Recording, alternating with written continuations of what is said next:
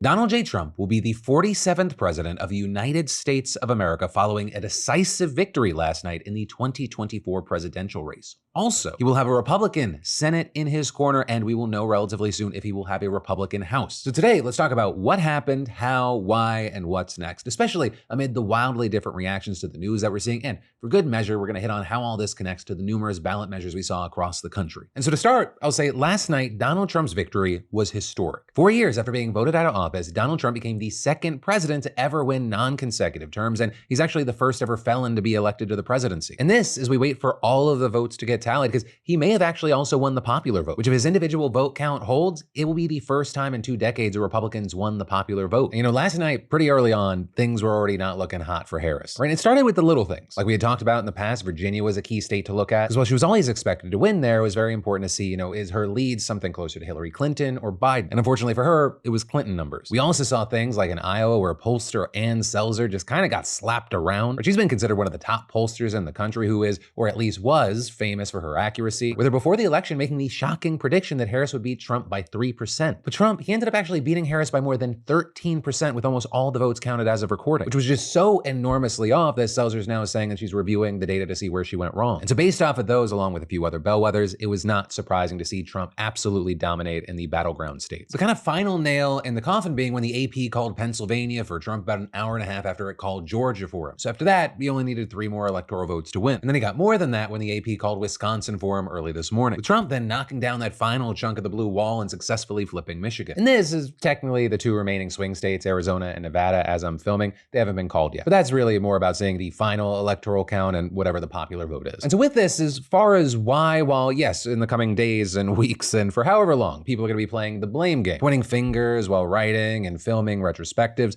I mean, if we just look at the data and we keep it simple, Trump increased his margins from 2020 to 2024 in pretty much every way he could. I mean, we're talking red states and blue states. New York moved 13 points towards him. You look at all these demographics, almost everything has a right-wing shift. So with these results coming in, there's definitely been a lot of focus on the Latino vote as well as the young vote. And this, as exit polls showed, that if people voted Republican, the issues that mattered most in deciding how they voted for a president was the economy and immigration. But then, with all that, we saw Trump speaking to a crowd early this morning after his victory became clear. This was, I believe, the greatest political movement of all time. There's never been anything like this in this country and maybe beyond. We have a country that needs help, and it needs help very badly. We're going to fix our borders. We're going to fix everything about our country. This will truly be the golden age of America. That's what we have to have.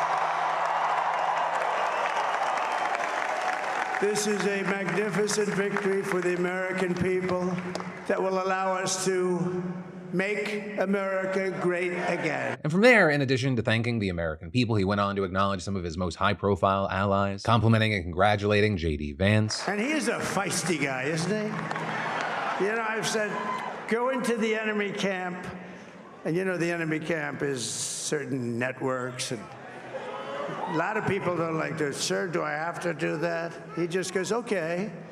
Which one? CNN, MSDNC? With Vance then saying what Trump had just accomplished was the greatest political comeback in the history of the United States of America.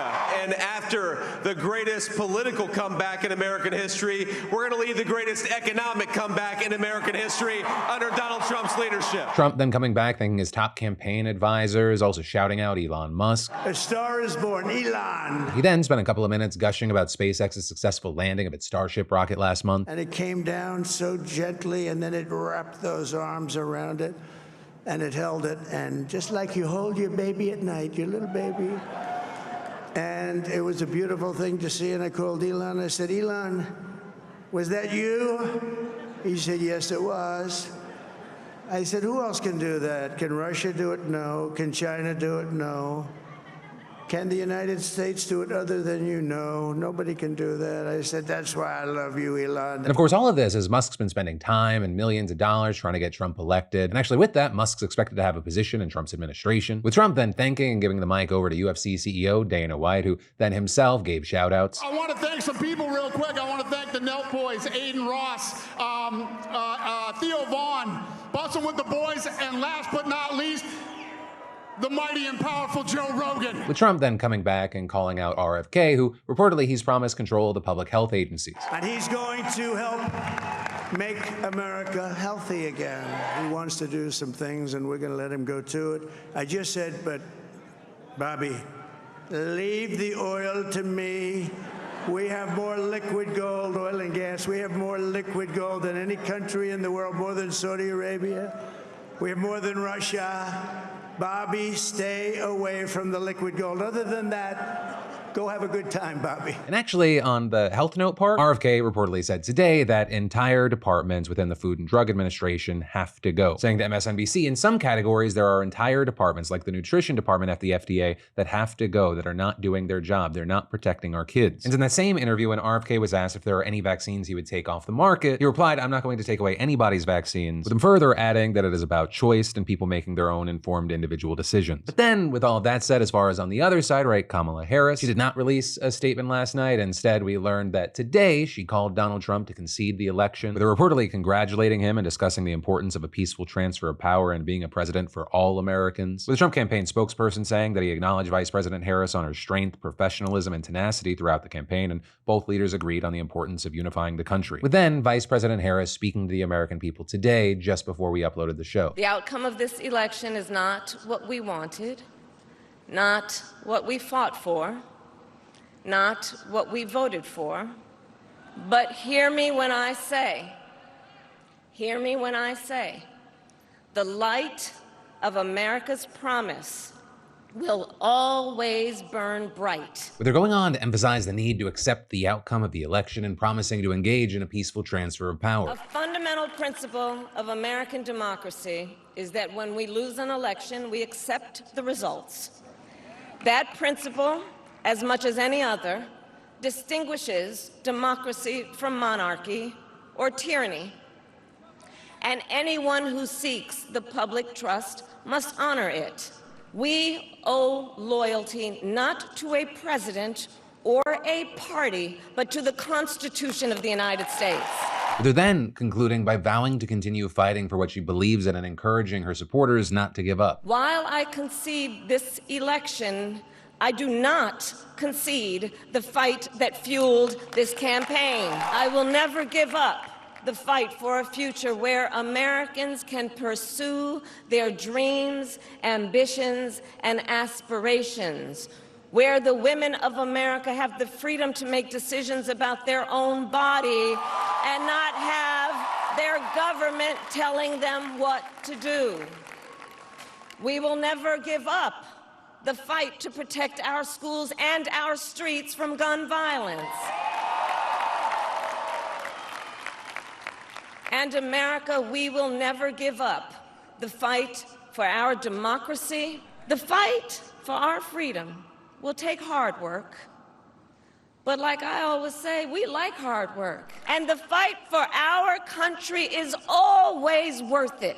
And while in a minute, we're going to continue down this road, we're going to be talking about what is next, I got to ask, with everything we've covered so far, what are your thoughts with this news? But then, to take a quick break from the news, it sucks when your doctor isn't in your network any longer, or like me, you've moved away from your doctor. Because we all know how frustrating it is to search, call around, and wait, only to find out that someone doesn't take your insurance or isn't accepting new patients. But that is where ZocDoc comes in. You see, I personally found success using our sponsor, ZocDoc, and I truly recommend this service. Because ZocDoc is a free app and website where you can search and compare high-quality in-network doctors, choose the right one for your needs, and click to instantly book an appointment. We're talking about in-network appointments with more than 100,000 healthcare providers across every specialty, from mental health to dental health, eye care to skin care, and much more. Search by location, availability, and insurance. There's no compromise here because you've got more options than you know. And with ZocDoc, you can find and book doctors from family doctors to specialists who make you feel comfortable, listen to you, and prioritize your health. And also a big one, before you book if they take your insurance. Plus, ZocDoc appointments happen fast, typically within just 24 to 72 hours of booking. You can even score same-day appointments. So go to ZocDoc.com/Phil and download the ZocDoc app for free. Then find and book a top-rated doctor today. That's ZocDoc.com/Phil. ZocDoc.com/Phil. But then, since we know that Donald Trump will be president again on January 20th, we should talk about some changes that we're going to see in the country if he follows through on the things that he's been saying. And since he's talked about a great number of things while on the campaign trail, I'm just going to limit it to two things today, and that is tariffs and deportations. First, regarding tariffs, you have outlets like Axios noting that Trump has floated a 10% or 20% tariff on all imported goods and a 60% tariff on Chinese imports if he reclaims the White House. And while Donald Trump has held up tariffs as one of the greatest things ever invented, saying that it's going to solve a lot of the problems that people have, especially regarding costs, reportedly in a recent Wall Street Journal survey of 39 economists, not one expert polled approved of Trump's plan to put tariffs on all imported goods. And this is, there also seems to be kind of a general misunderstanding among some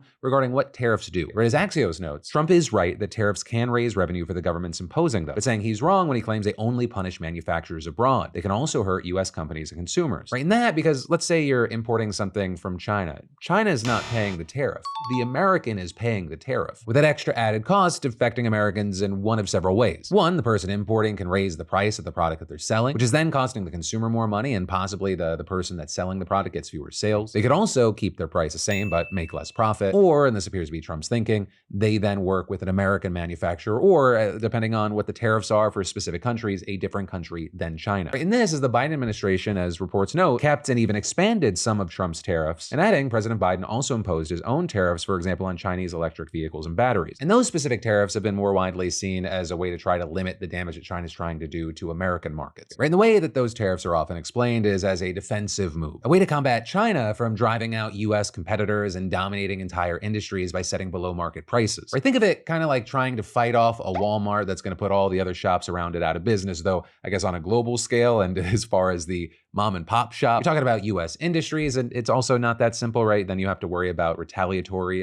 tariffs. And actually with all this, as far as the impact, there was a 2019 study that estimated that by the end of 2018, import tariffs were costing US consumers and the firms that import foreign goods an additional $3 billion per month in added tax costs. With Axios also noting that the study found that tariffs were allowing US producers to increase their prices because they faced less foreign competition. Though again, we're going to have to wait and see what specific things Donald Trump does after he takes over the presidency. And that also is true regarding deportations. Because according to Axios, a source familiar with Trump's plan had said that if elected, Trump wants to mobilize ICE agents along with the FBI, DEA, federal prosecutors, the National Guard, and even state and local law enforcement officers to carry out deportations of undocumented immigrants. There would also be fast-track deportations, which is something that's been limited to recent border crossers, but reportedly it would be expanded to apply to anyone who illegally crossed the border and couldn't prove they'd been living in the US for more than 2 years. It also being reported that Trump would curtail the usual multi-step deportation process here by using an obscure section of the 1798 Alien and Seditions Act to immediately round up and deport migrants with criminal histories. And Axios saying connected to that, the military would build massive sites near the border to hold people awaiting deportation. All of this, if implemented, of course, would look very different state by state. In Texas, for example, Donald Trump would likely have a lot of support at the state level, with the same, at least to some degree, possibly said for Florida and Georgia. And I also mentioned those three specifically is because reportedly in just those three states, there are 2.9 million undocumented immigrants. But then it's very likely you'd see a drastically different situation in a state like California. Right? Axios noting likely pushback in Democratic-led states with well-organized Latino advocacy groups and sanctuary cities. And then all of this, it could have economic implications, with among other things it being generally understood that illegal immigrants actually, help play a role in easing inflation and helping the economy avoid a recession after the pandemic. People also pointing to how deportation can actually hurt local economies. Axios, for example, noting in 2011, for example, unpicked crops rotted in Alabama after the state passed a harsh anti-immigrant bill. But however this would look or play out, it's massive news because it's believed there are around 10.5 million undocumented immigrants in the country. But for now, regarding these two things and a number of things we're going to talk in the days and weeks to come,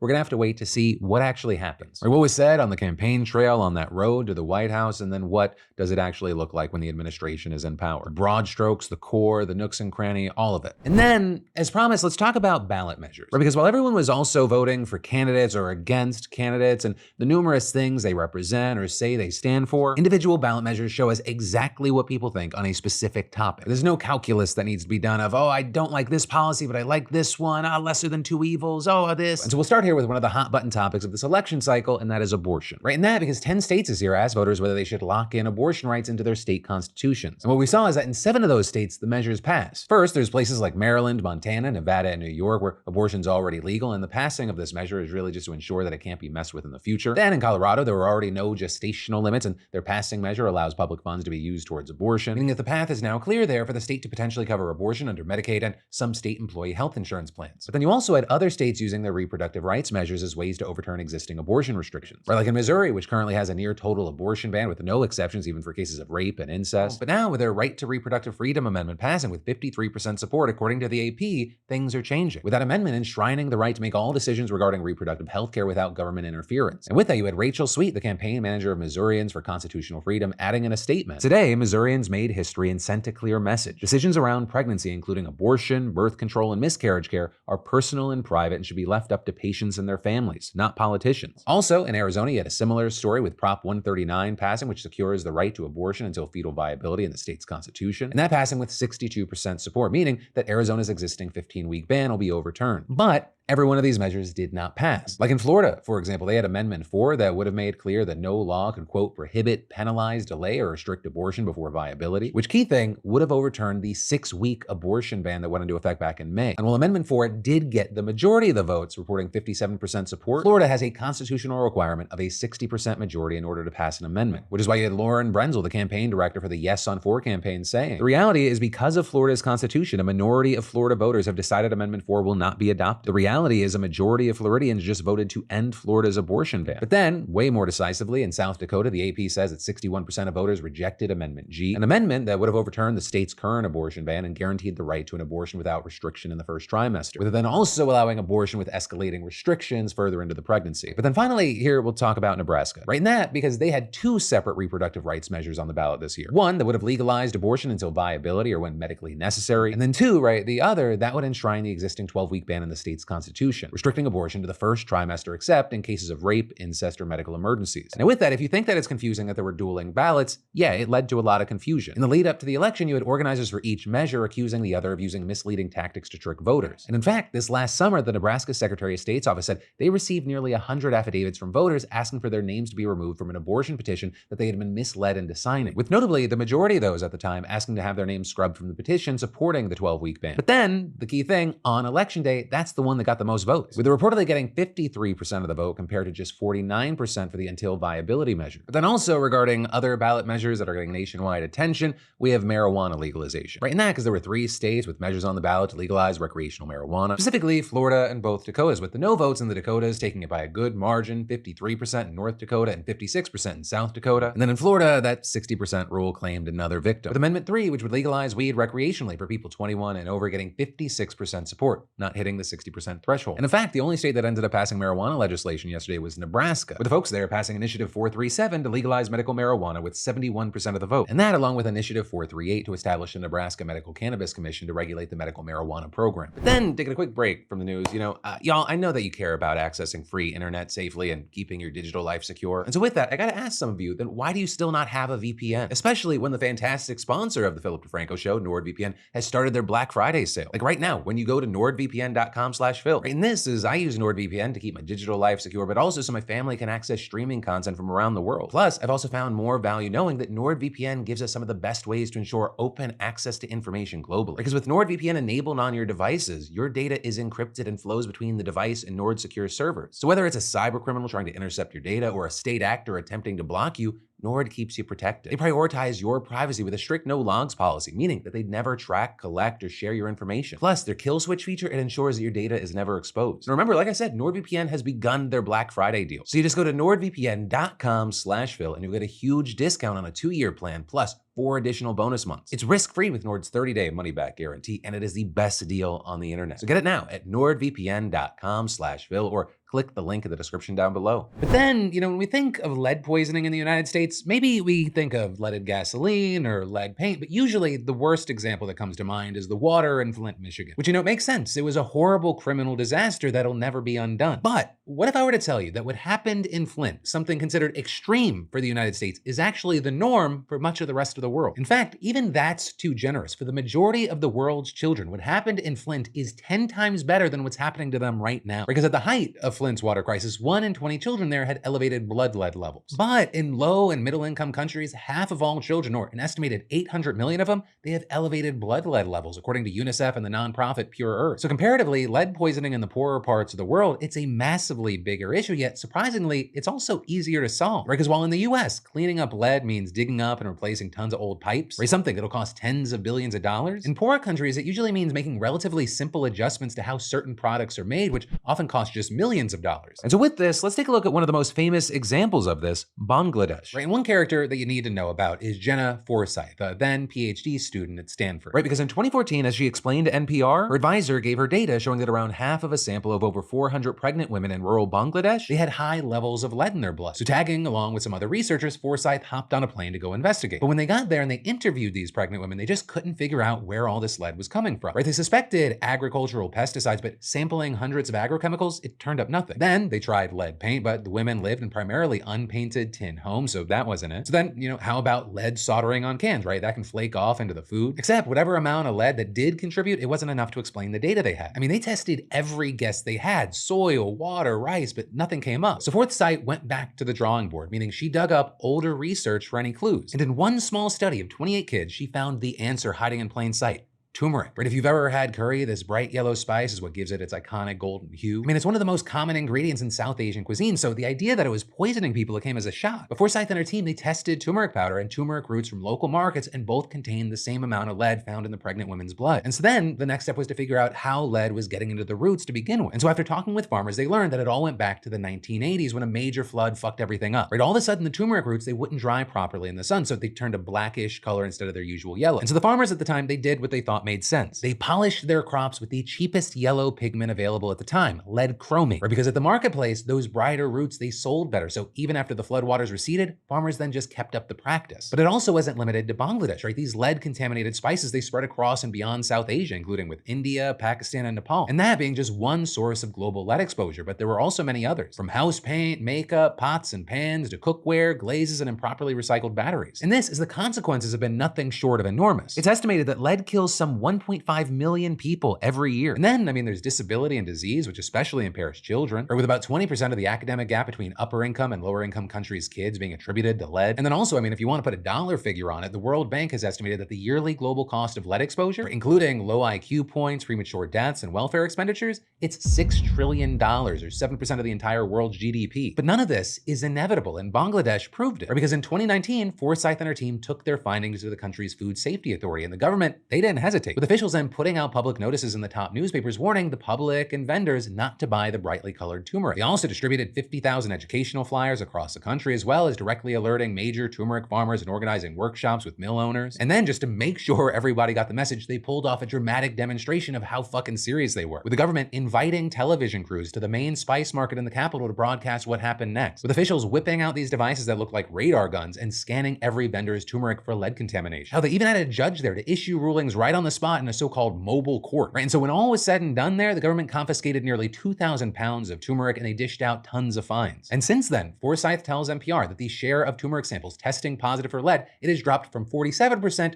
to 0%. It is a textbook case of an effective public health intervention that took relatively few resources to accomplish. And the thing is, we know that these results can be replicated because other countries have done it as well. Right? Georgia, the country, not the state, also had a lead poisoning crisis. It was back in 2019 and it affected some 40% of children ages 2 to 7. But then in just 2 years, researchers identified the problem. Lead chromate was being used to polish the color of spices, just like in Bangladesh. So the government intervened to clean up the supply chain, and now lead is almost completely gone from the spice market there. Or take Malawi as another example, where with just $300,000 in donor funding, the country cleaned up half the market for lead paint, and the other half is committed to phasing out lead by the end of this year. And in case after case, the formula is generally the same. You conduct national blood surveys, test consumer products for lead contamination, design regulations, and then enforce those laws and monitor producers. But given how far each dollar spent on this problem goes towards fixing it, you would also be surprised to learn how little we invest as a species. Right? According to Samantha Power, administrator of the U.S. Agency for International Development, and Alexander Berger, CEO of Open Philanthropy, the yearly global funding for tackling lead poisoning in developing countries countries totals just $15 million, the cost of a single 60-second ad at the Super Bowl. Or rather, that was the total until now, because UNICEF and USAID have announced a new $150 million initiative to combat lead poisoning in the third world, with that money being distributed across more than a dozen countries. But eventually, those funds will run out. So what really matters is that awareness of this issue snowballs until the money keeps flowing for the long term. So I guess the main point is I am just spreading the word because I am a hero. Yeah, that is a note I'm ending on. But of course, with all that said, I'd love to know your thoughts on any and all of what we talked about today. I love yo faces. Stay safe out there, and I'll see you right back here